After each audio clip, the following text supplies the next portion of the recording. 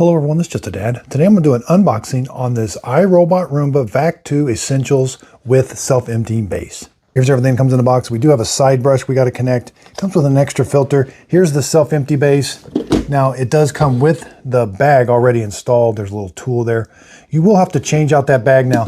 The robot's going to go around and vacuum your house. It's going to come back to the dock station.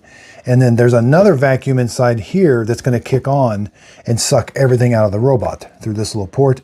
Then it's going to charge the robot. Now we're going to measure everything. First, let's take all the plastic off. Take the bumper guards out. This is for the bumper on the front, and there's this piece of plastic on the front. Now again, this is going to navigate your house. It's not going to map your house, but I think it memorizes where the wheels go. So I think it can memorize where it's been according to how the wheels are moving, because there's no LiDAR navigation. There's no carpet sensor. There's no sensor to let you know where it is other than the wheels. I think there's some way it memorizes it. Now we do have to put the brush roller, the side brush, it just snaps on. Right here's a square, snap it on. It does have, these are fall off sensors. This is so it won't fall down your stairs. They're little glass windows. Again, the drive wheels, this one spins free. Let's take a look at the brush roller. It's very simple. Looks like a nice brush roller. Let's put it back. Again, this all comes assembled. I just wanted to show you.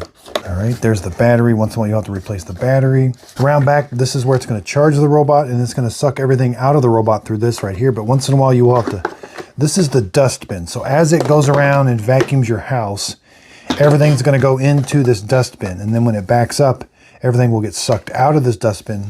But there is some maintenance here. There's a filter. The filter's already installed. You do get an extra one.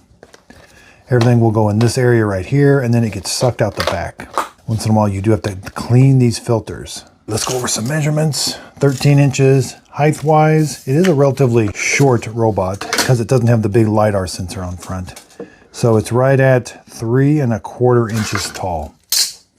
Now again, your robot's going to back up to it. There's these little rollers right here to help direct it.